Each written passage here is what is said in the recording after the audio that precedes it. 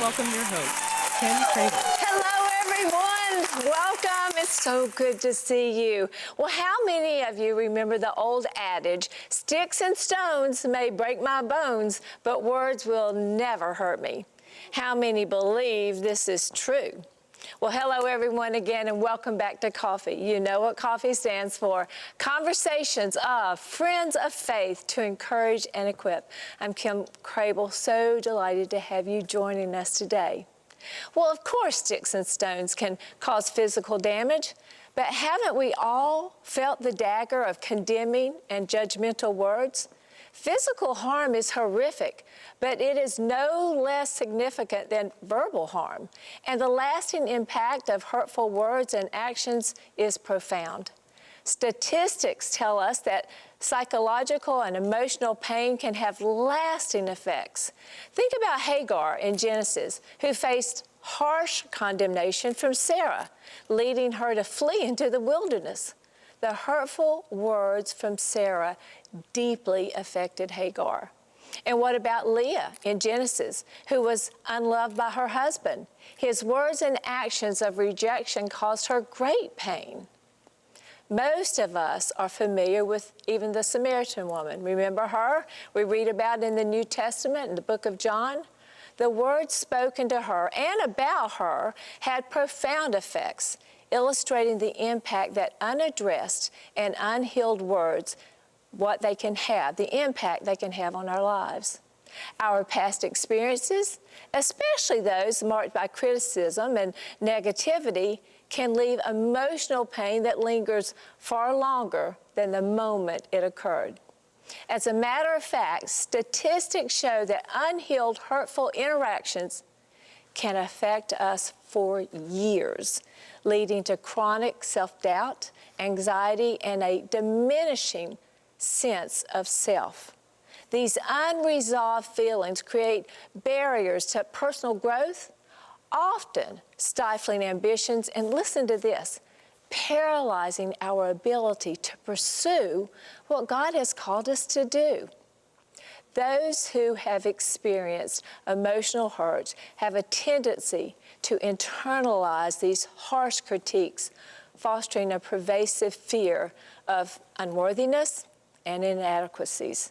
And the fear of being found out, that can lead to avoidance of challenges, creating a vicious cycle of protecting secrets, no matter what that may take. And in many cases, this leads us to the expectation for perfection as a coping mechanism, making us feel that we must constantly prove our worth or hide behind a facade of performance. The connection between unhealed words and our daily lives is clear. Unhealed words from our past can significantly contribute to feelings of hurt that far outlast the healing of broken bones. But there is so much hope, and that is what our time today is all about. Joining us is someone who understands this emotional pain and how she has journeyed from searching for acceptance to healing and living God's hope. When we return, we will have with us former four-time NFL cheerleader, an emergency room nurse, and a mental health advocate, Lauren Leonard. So grab your coffee, call a friend. You don't want to miss this one. We'll be right back.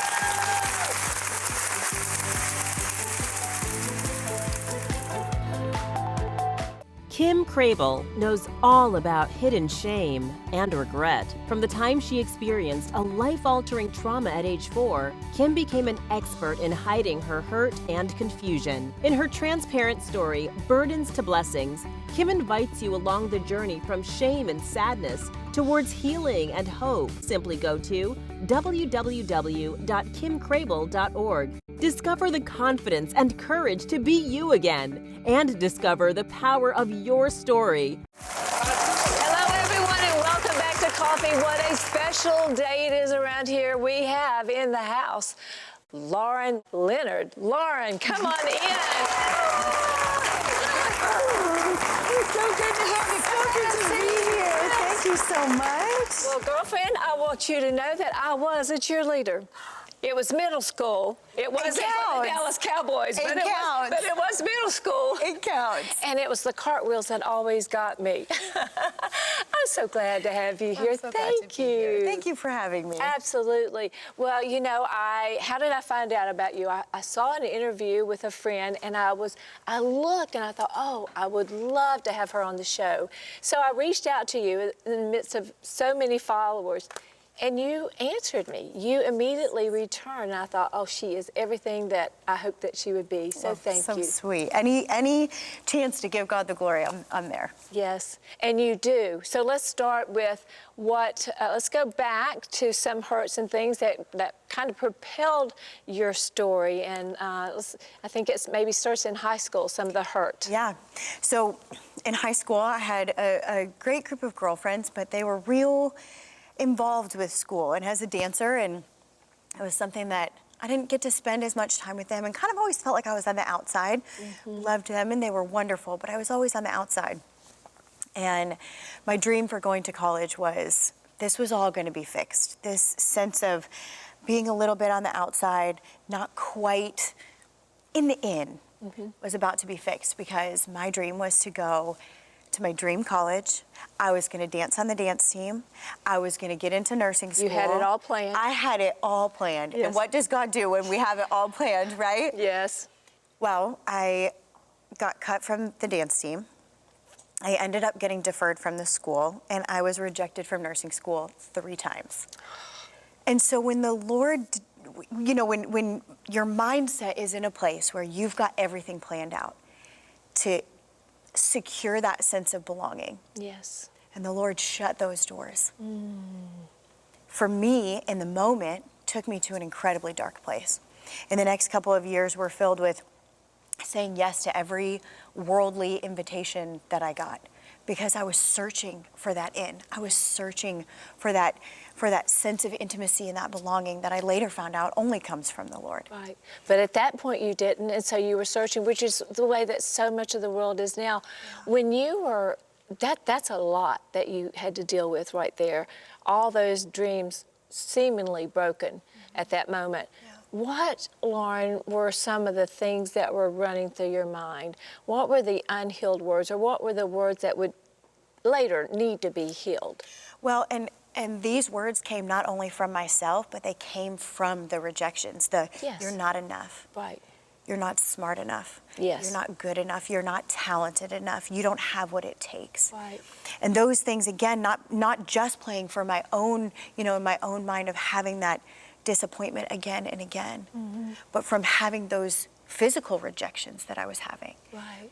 And then moving on and going to a different college and seeing those girlfriends really all continue to get closer and continue that bond that I so deeply wanted. I so deeply wanted to be a part of that. I so deeply wanted to be in that in circle. Yes. And as I continued to watch that circle get tighter and tighter, I got further and further away. Yeah. And in the moment, it felt like abandonment, and it felt like I wasn't enough, and it felt like I was never going to be enough. So what happened then? So then where did the becoming the Dallas Cowboy cheerleader come in? So the story turns around for God's glory. Yeah. That we fast forwarded quite a bit, I'm sure there, but we've got a 20-minute show. Yes. So what happened? So, you know, several years went by again searching for that belonging, and I found myself at a breaking point. I found myself at a place where I just said, you know, God, you take care of this or I'm going to. And what a scary place to be. Yeah. And that happened in one night, in one moment that I had with the Lord, and everything changed after that. Tell us about that. I was on a beach on the west side of Michigan, and I was in you know, the accumulation of all of those rejections. And I was just in a place of pure brokenness. And I just thought, what do I have here? What have I done? What do I have to show for it? And I remember walking into that first dance audition thinking that my whole life was riding on this, of whether or not I was going to make it. Yes. And then fast forward to that night on the beach, I remember sitting there thinking, I never had control of any of it anyways. I never, all of that I was so desperately trying to hang on to, the Lord said, just give it to me. Yes. And so that night on the beach, I did. And All by yourself? All by You were myself. Yep, and I was on the beach for hours, like many, many hours. And after wrestling with the Lord, that was the night my life changed. And fast forward, I ended up moving to Florida. The Lord made that perfectly clear to me. And I found myself at a Miami Dolphins audition to cheer for them. And this is the part of the redemption story that becomes so tangible to me. Because I remember walking in with my bag, and it had been years since I had danced at this point. And the last audition I had walked into, my dreams were crushed. And I remember walking in there with the most beautiful peace and the most beautiful contentment, because my worth wasn't in whether or not I was going to make it. My whether or not I was enough was never going to be decided on whether the judges liked me. But I went in with the most perfect peace and allowed that experience to be something that glorified him. And in that, I made the team, and we had an incredible couple of years. So what were the words going in the first time? It was like everything depended on this. Going in the second time that brought you so much peace, what was the dialogue going on in your mind at that point? It wasn't even about dance. It was more, to be honest with you, I was more so focused on where God could shine. And that was, I was in such an incredibly hungry place in my relationship with the Lord.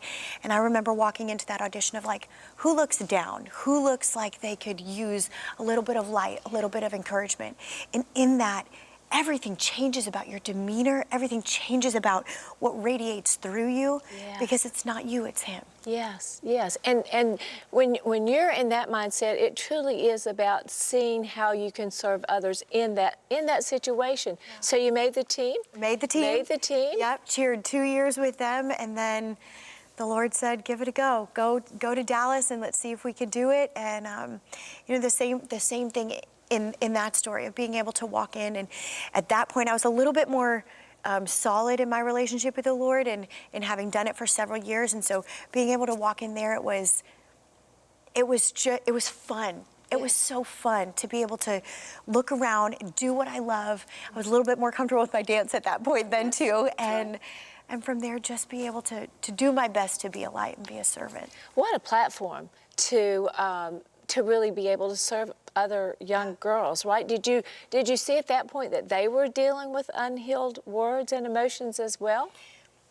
The cool thing about having that uniform is that you can look to a little girl and be able to have a conversation that she may have had 100 times with other people. But when you're wearing that uniform, it's been something that is a symbol of tenacity and never giving up and all that, and they recognize that. And so to be able to be a reflection for Christ, wearing that uniform was such a blessing and such a gift, because you felt like you could speak into what it is that they were going through. And girls opened up. They opened up in such a raw and a real way that allowed the opportunity to be able to speak into them. I so believe that every platform we have, I always say the hardest thing for God to do with his people is promote them, because we get to where we thought we wanted to go or always dreamed to go, and then we kind of forget about him, leave him behind. And to really be able, so I just so honor you for walking into that platform and then honoring him, because it is, I think God does, without a doubt, he puts us where we can be so effective. And you and I had this discussion over Zoom and getting to know one another, that the beauty, I think, of your story, one of the beauties is that people will look at you, like so many people, and they go, she's never had a bad day in her life. She's never had it. Who would say no to her? And so, Lauren, don't you think that's why it's so important to have this vulnerability and openness, so that people can see you struggled to the point to where you didn't even know what life was about or who you were, probably. So talk about that just a little bit, because I feel like that we don't. Well, one of the things you put on here is, one of your key points is the search for belonging in this world is common, but it's empty. And so that's that emptiness that people would never think that you felt. So let's talk about the cover-up. Yeah. So I think one of the most interesting things is when somebody tells their testimony and there's all this crazy stuff that goes on, those are just mind-blowing, amazing God moments. Yes. But my testimony, I mean, I've walked through some serious tragedy and some serious trauma. And as I've really worked through with the Lord what my testimony looks like, it doesn't hold that trauma. It holds the stuff that people go through every day. When you walk into school and you feel like you're the odd one out, when you walk into work and you wonder if they were just talking about you, those moments of insecurity that people go through daily, that's where I feel so connected. Because you're right. I've heard time and time again people say, I had no idea. No idea. I had no idea.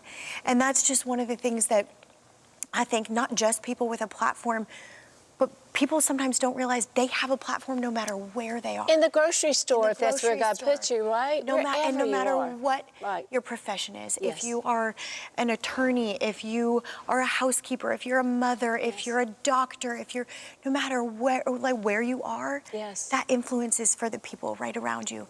And the people right around you with your vulnerability, Yes. you might not even know how much they need to hear your story. That's it right there. You don't even know. And so we have to just by faith share it when we feel that, because everybody has hurts, everybody has brokenness. That was in the intro. You know, it goes all the way back to Genesis. And we're left here to care for one another and cheer one another on, Yes. right? You have an incredible story. So really fast forwarding, you ended up getting married. So tell us a little bit about that and a story that happened that just, I mean, it just means I'll never forget it. Yes.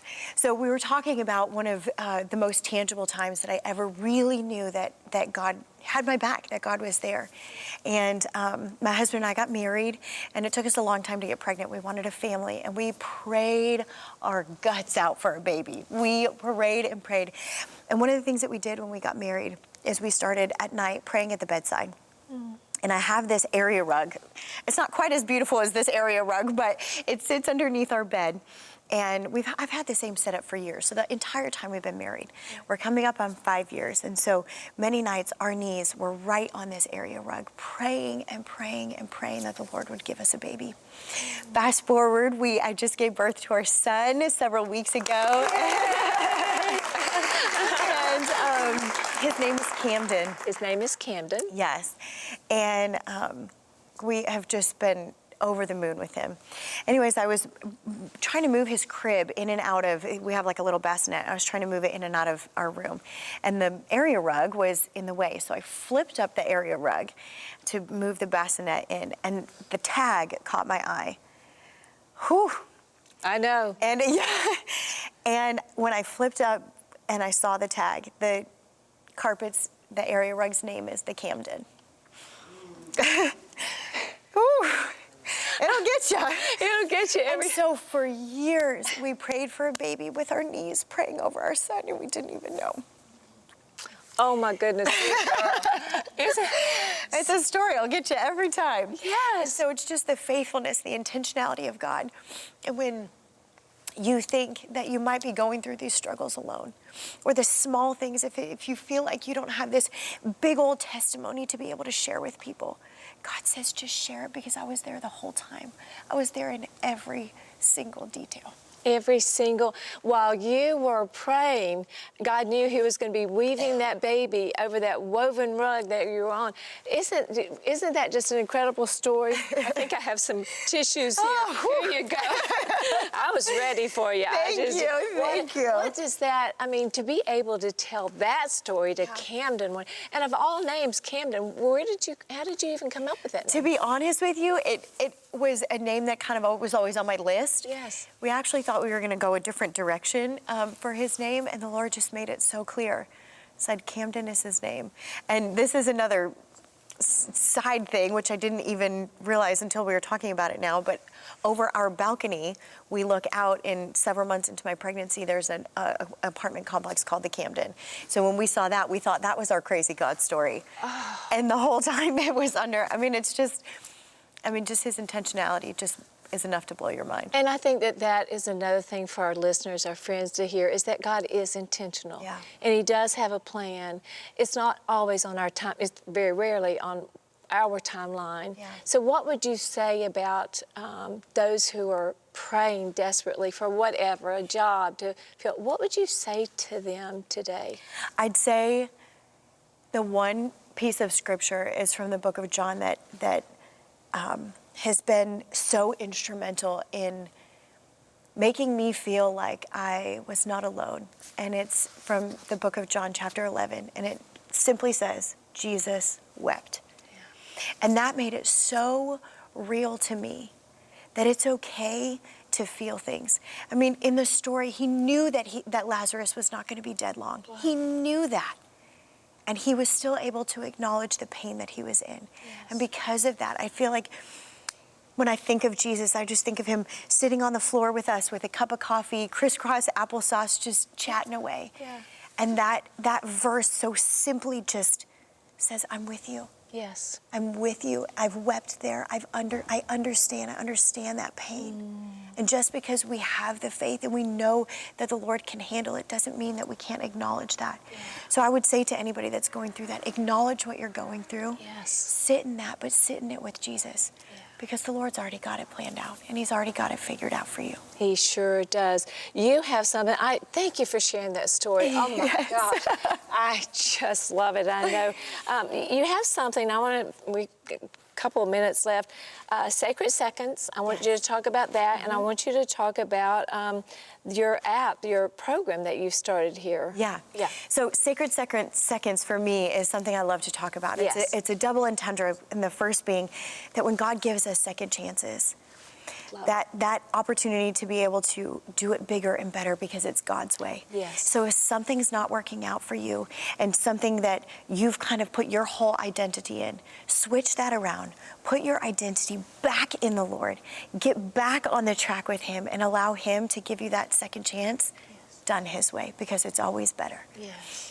And because you did, side note, you did become a nurse. Yes. You did go back. I became a nurse. Yes. I've been a nurse for 11 years. Yes. Yep. So all those dreams happened in God's time. But they happened after you first worked on your relationship with him. He was wooing you unto him through not allowing you to achieve what he knew he wanted to achieve with you. That's exactly it. That's exactly it. He didn't want you to go at it alone, Lauren. He's going, no, come to me and let's do this together. Yep. And it's the best way to do it. It is. Yes. And the second part of that is just knowing, like we had talked about, no matter where you are and no matter what your profession is, those seconds that we have that God has given us are sacred. They're truly sacred. They're an opportunity to be a light for him and an opportunity to reflect his light. So that's Sacred Seconds is just, I could talk on and on and on about it. Well, we're going to talk more. We need to take a break and we're going to come back. Thank you for being here. We'll be right back.